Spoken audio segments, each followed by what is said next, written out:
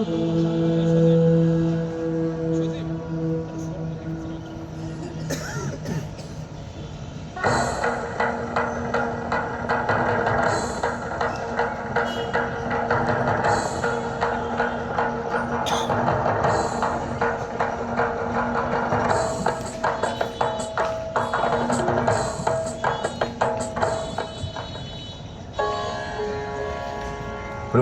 মতো আড়মোড়া ভেঙে জেগে উঠছে মতিহারের সবুজ চত্বর। কুয়াশা মাখা ভোরে শুরু হচ্ছে নতুন দিনের প্রাণ চাঞ্চল্য। কিন্তু একজন মানুষের ঘুম আর কখনোই ভাঙবে না। তিনি চিরনিদ্রায় শায়িত আছেন তাঁর প্রিয় ক্যাম্পাসে, প্রশাসন ভবনের সামনে এই ছায়া সুশীতল প্রাঙ্গণে। তিনি শহীদ ডক্টর মোহাম্মদ শামসুজ্জোহা, সবার প্রিয় জোহা স্যার। রাজশাহী বিশ্ববিদ্যালয়ের রসায়ন বিভাগের রিডার ও বিশ্ববিদ্যালয়ের তৎকালীন প্রক্টর ডক্টর শামসুজ্জোহাই ছিলেন আমাদের মুক্তি সংগ্রামের প্রথম শহীদ বুদ্ধিজীবী।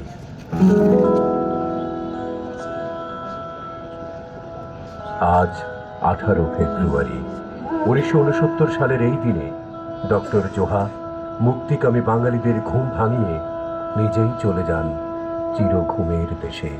রাজশাহী বিশ্ববিদ্যালয়ে প্রতি বছর এ দিনটি পালন করা হয় শিক্ষক দিবস হিসেবে। এদিন মানুষের ঢল নামে তাঁর কবর প্রাঙ্গণে। ছাত্র, শিক্ষক, কর্মকর্তা, কর্মচারী সবাই আসেন নানা ব্যানারে ফুল হাতে প্রিয় জোহা স্যারকে শ্রদ্ধা জানাতে। প্রধান ফটকের বাইরে যে স্থানে পাকিস্তানি সেনারা তাঁকে ক্ষতবিক্ষত করে, সেখানে নির্মিত স্মৃতিফলকটিও এদিন ভরে যায় ফুলে ফুলে। পশ্চিম পাকিস্তানের স্বৈরশাসক স্বঘোষিত লৌহ মানব আইয়ুব খান আর তার দোসর পূর্ব পাকিস্তানের গভর্নর মোলায়েম খানের লেলিয়ে দেয়া ঘাতকদের সামনে সেদিন বুক চিতিয়ে দাঁড়িয়েছিলেন তিনি। ঘাতকদের তাক করা রাইফেল আর বেয়োনেটের ছোবল থেকে প্রিয় ছাত্রছাত্রীদের জীবন বাঁচাতে গিয়ে নিভে যায় তাঁর জীবন প্রদীপ। ছাত্রদের জন্য শিক্ষকের জীবন দেওয়ার ঘটনা পৃথিবীর ইতিহাসে বিরল। মৃত্যুর ঠিক আগের দিন শিক্ষার্থীদের কাছে ডক্টর জোহার অঙ্গীকার ছিল, ছাত্রদের গায়ে গুলি লাগার আগে গুলি লাগবে আমার বুকে। জীবন দিয়ে সে অঙ্গীকার পূরণ করেন তিনি। তবে সেদিন তাঁর জীবন প্রদীপ নিভে গেলেও দাবানলের মতো সারা দেশে জেলে দিয়ে যান মুক্তির আগুন। তাঁর নির্মম হত্যাকাণ্ডে এত তীব্র প্রতিক্রিয়া হয়েছিল যে সাধারণ মানুষও কারফিউ ভেঙে রাস্তায় নেমে পড়ে। স্বৈরশাসক আইয়ুব খানকে সরে দাঁড়াতে হয় ক্ষমতা থেকে। এভাবেই ডক্টর জোহার হত্যাকাণ্ড ত্বরান্বিত করেছিল আমাদের মহান মুক্তিযুদ্ধকে। মুগ্ধ প্রকৃতি জুড়ে প্রসন্নতা মেলা থাকে সকালবেলায়। বুক পাড়া ছেড়ে পথে বের হন তিনি রোজ। আঙুলে চাবির রিং ঘুরে তীব্র শীষ ছন্দ তোলে বাতাসের দোলায় দোলায়। শিশুকন্যা ডালিয়ার চোখ তাকে ইতিমধ্যে খোঁজে। দিগন্তের প্রান্ত রেখা ছুতে চেয়ে দ্রুত পায়ে এগুতে এগুতে সামনে খোলা থাকে রসায়ন ভবনের দ্বার। গতিময় জীবনের সাথী হয়ে ছুটে চলে প্রিয় ফক্সওয়াগন। গাড়িটার কোল জুড়ে শুয়ে থাকে ব্যাট আর র্যাকেট চোরা। আবার কখনো দেখি ফুটবল নিয়ে প্র্যাকটিসে রত ছাত্রদের সাথে। জুবেরির মাঠে তিনি গোল পোস্ট আগলে দাঁড়ান কখনো। ক্রিকেট খেলে ঘরে ফেরা বিকেল বেলা প্রিয়তমা পত্নীর প্রতীক্ষার শেষ।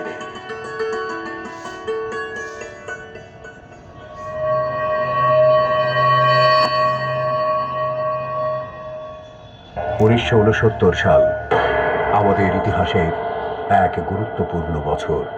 এর প্রেক্ষাপট রচিত হয়েছিল পাকিস্তান রাষ্ট্রের জন্মলগ্ন থেকেই। কারণ তখন থেকেই পশ্চিম পাকিস্তানি শাসকরা শোষণ আর দমন পীড়ন চালিয়ে আসছিল পূর্ব পাকিস্তানিদের ওপর। পাশাপাশি পূর্ব পাকিস্তানিদের দেয়া রাজস্ব আয় দিয়ে তারা সমৃদ্ধ করতে থাকে পশ্চিম পাকিস্তানকে। এভাবে পূর্ব পাকিস্তানিদের ঘাড়ে চেপে সব ধরনের ভোগ বিলাসে মত্ত থাকে তারা। আন্দোলনকে চিরতরে স্তব্ধ করে দেওয়ার জন্য আইয়ুব খান চেষ্টা করতে থাকেন, কিন্তু মামলায় রাষ্ট্রপক্ষের সাক্ষীরা একের পর এক বৈরী ঘোষিত হতে থাকে। জোরালো হতে থাকে শেখ মুজিবের মুক্তির সম্ভাবনা। আইয়ুব খান এবার আঁটেন এক ঘৃণ্য ষড়যন্ত্র। 1969 সালের 15 ফেব্রুয়ারি ঢাকার কুর্মিটোলা ক্যান্টনমেন্টে বন্দি শেখ মুজিবকে গোপনে রাতের আঁধারে হত্যার জন্য ঘাতক পাঠান আইয়ুব খান। কিন্তু চেহারায় মিল থাকায় ঘাতক ভুল করে হত্যা করে ওই মামলার আরেক আসামি সার্জেন্ট জহুরুল হককে। এ খবর ছড়িয়ে পড়ার পর দেশব্যাপী গণ আন্দোলন আরো তীব্র হয়ে ওঠে। আন্দোলন সংগ্রামে খুব একটা পিছিয়ে ছিল না রাজশাহীও। 16 ফেব্রুয়ারি বিকেলে এ হত্যাকাণ্ডের খবর রাজশাহী বিশ্ববিদ্যালয়ে এসে পৌঁছায়। তখন ক্যাম্পাসে চলছিল বার্ষিক ক্রীড়া অনুষ্ঠান। ক্ষুব্ধ ছাত্র শিক্ষকেরা খবর শোনা মাত্রই অনুষ্ঠান বন্ধ করে শোকসভার আয়োজন করেন। সেখানেই সিদ্ধান্ত হয় সার্জেন্ট জহুরুল হকের হত্যার বিচার ও শেখ মুজিব সহ বন্দী রাজনৈতিক নেতাদের মুক্তির দাবিতে পরদিন 17 ফেব্রুয়ারি শহরে বিক্ষোভ মিছিল করা হবে। 17 ফেব্রুয়ারি সর্বদলীয় ছাত্র সংগ্রাম পরিষদের ব্যানারে শত শত ছাত্রছাত্রী মিছিল নিয়ে শহরে যায়। তারা মুসলিম লীগের ছাত্র সংগঠন এনএসএফকে পৃষ্ঠপোষকতার অভিযোগে রাজশাহী কলেজের অধ্যক্ষ আব্দুল হাই এবং মুসলিম লীগের পার্লামেন্ট সদস্য আইন উদ্দিনের বাড়িতে ভাঙচুর ও অগ্নিসংযোগ করে। সে ঘটনায় পুলিশের ব্যাপক লাঠিচার্জে 10-12 জন গুরুতর আহত হন। তাদের আটক করে বোয়ালিয়া থানায় নিয়ে যাওয়া হয়। খবর পেয়ে কয়েকজন শিক্ষক সহ ডক্টর জোহা থানায় ছুটে যান।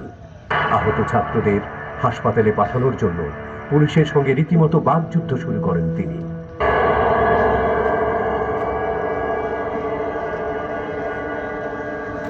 সতেরো ফেব্রুয়ারির ঘটনার পর রাজশাহীতে 144 ধারা জারি করা হয়।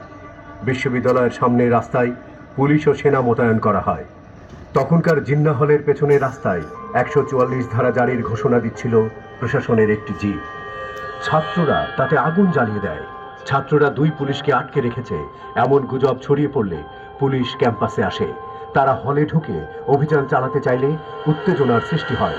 প্রক্টর ডক্টর জোহার মধ্যস্থতায় সেই উত্তেজনা প্রশমিত হয়।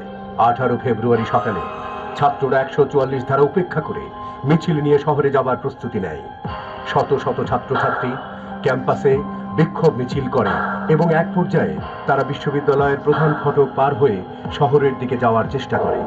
এ সময় টহলরত সেনা সদস্যরা তাদের কাজলা গেটের কাছে আটকে দেয়।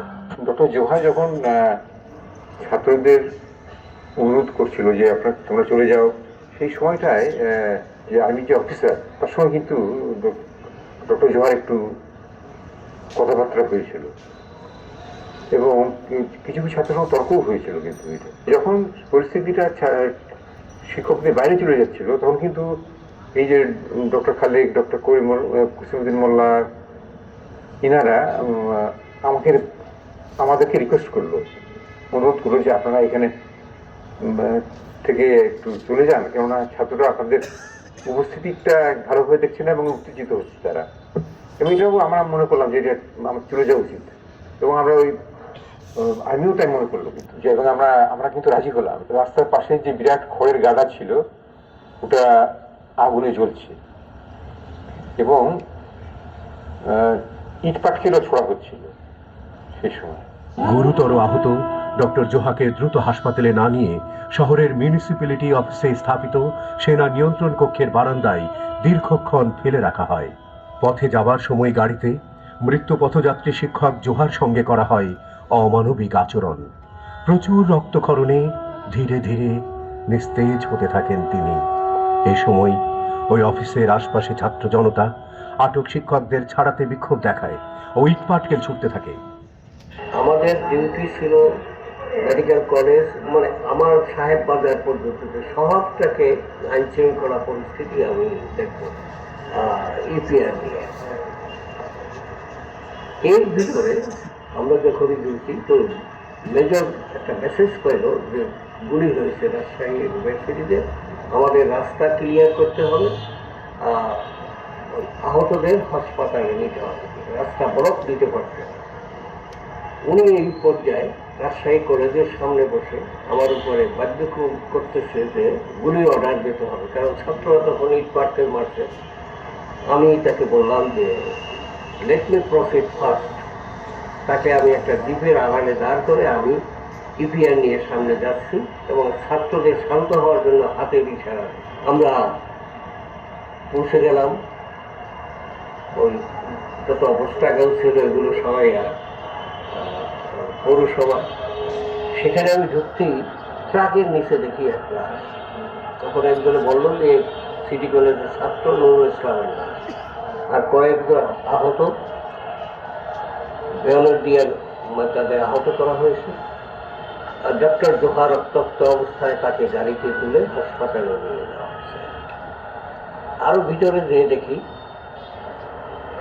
রাজশাহী বিশ্ববিদ্যালয়ের শিক্ষক আব্দুল খালেক এবং আরো কয়েকজন পড়ে আছে, তারা অচেতন অবস্থায়। কিন্তু খালেক সাহেব বললেন যে সে, তার সাথে আমার পরিচয় ছিল, যে আমাদের এখনই হসপিটালে পাঠান, তা না হলে আমরা মরে যাব। এসপি বলল যে না, দে আর আন্ডার অ্যারেস্ট, তাদের এই মুহূর্তে হাসপাতালে পাঠানো যাবে না, পাঠালে জেল হাসপাতালে। আমি জেলা প্রশাসকের সাথে দেখা করলাম আর একটা কক্ষে, সেখানে কর্নেল একজন বসা ছিল। আমি এই সময় আমার কিন্তু দিক জ্ঞান আমি হারিয়ে ফেলছি। একটি অস্বাভাবিক আমার মধ্যে কাজ করছিল। আমি ডিসিকে বললাম যে ইভেন যুদ্ধক্ষেত্রে আহত সৈনিকদের চিকিৎসা করা হয়, আর এখানে রাজশাহী বিশ্ববিদ্যালয়ের শিক্ষকদের আহত করে একটা কক্ষে ফেলে রাখা হয়েছে, এদেরকে ইমিডিয়েট হাসপাতালে পাঠাতে হবে। তো ডিসি বললেন ঠিক আছে, পাঠিয়ে। ওটির মধ্যে ঢুকে দেখি জোহা স্যারের অপারেশন চলছে। জোহা স্যার শুয়ে আছেন। উনি বড় বড় সুদর্শন ছিলেন, গায়ের রং খুব ফর্সা ছিল তার। দেখলাম তার চোখ দিয়ে হালকা খোঁড়া রয়েছে, নাকের এক পাশ থেকে হালকা রক্ত তখনও হালকা লেগে আছে। Professor M N Dutta, professor Shamsuddin Ahmed, professor Enayet Kabir, এই তিনজন সার্জন আপ্রাণ চেষ্টা করে অপারেশন করে তাকে বাঁচানোর চেষ্টা করেছেন। বায়োনেটের আঘাতে তার পেটের অনেক অংশ কেটে গিয়েছিল এবং শুনেছিলাম ওনার স্প্রিন বা প্লিহা ওটা বাইরেও বেরিয়ে এসেছিল। অতিরিক্ত রক্তক্ষরণের জন্য তার মৃত্যুর প্রধান কারণ বলে অনুমান করা হয়, কারণ আহতের পর অনেকক্ষণ তিনি রাজশাহী পৌরসভাতে তাকে রাখা হয়েছিল। যদি সময় মতো তাকে আনা হতো হয়তো তাকে বাঁচানো যেত। পরদিন সকালে আমরা অপেক্ষা করছি যে মামার লাশ আসবে কখন, আর কাকে ব্রেক করেছে, আবার কোনো নির্দেশ আছে কিনা, এই জন্য রেডিওটা খুলেছি। তখন রফিকুল আলম আমার ক্লাসমেট, সে তার একটা গান রেডিও, রাজশাহী রেডিও সেন্টার থেকে যে গানটা আসলো, গানটা শুনে আমরা কেউ চোখের পানি ধরতে পারিনি। সবাই, এমনিতেই তো পরিবেশটা থমথমে ছিল, তারপরে সবারই চোখ অসুসজল হয়ে গেল। তোমাকে যেন ভুলে না যাই,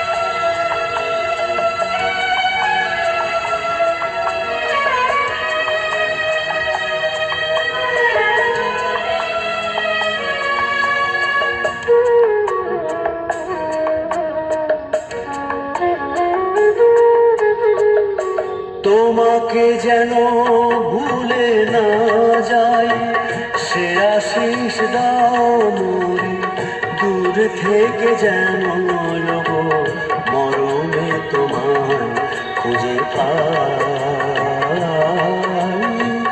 তোমাকে যেন ভুলে না যাই, সে আশিস দাও মোরে, দূরে থেকে যেন মরমে তোমায় খুঁজে পাই।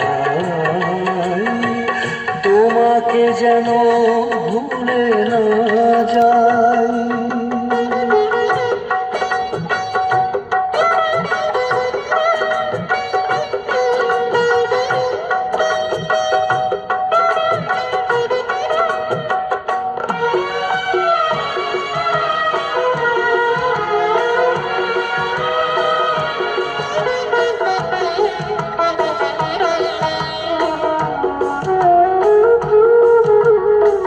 স্মরণের লিপিকায় লিখে রেখো নাম, ক্ষণিকের জীবন চিরতর দাম।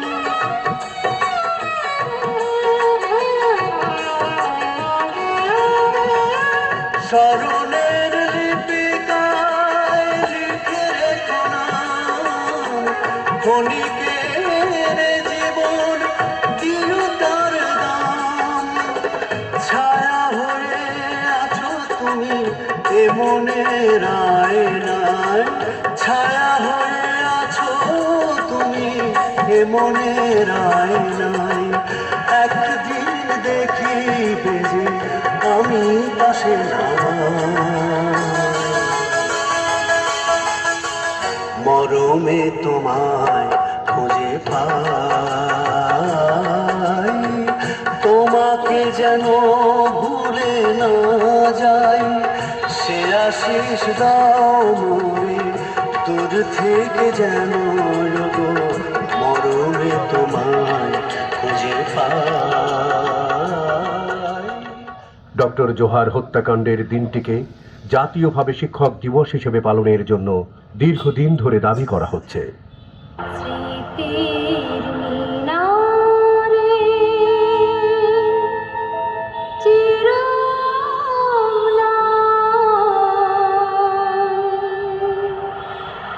সশ্রদ্ধ চিত্তে তোমায় সালাম। ভুলিনি তোমাকে, ভুলবো না যে।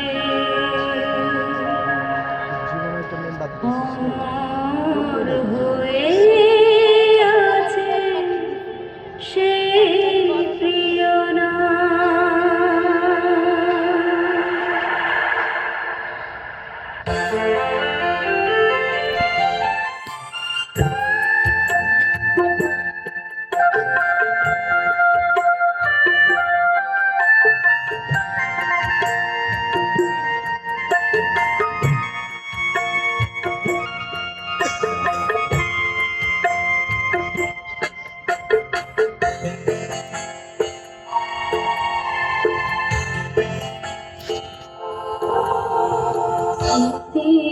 কিনারে চির অম্লান সশ্রদ্ধ চিত্তে তোমায় সালাম।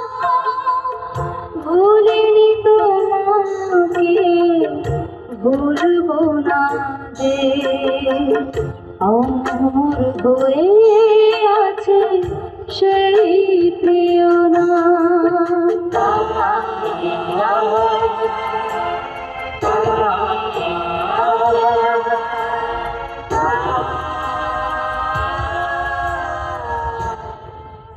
মৃত্যুর আগে ডক্টর জোহার শেষ উক্তি ছিল, আমি কি বাঁচব?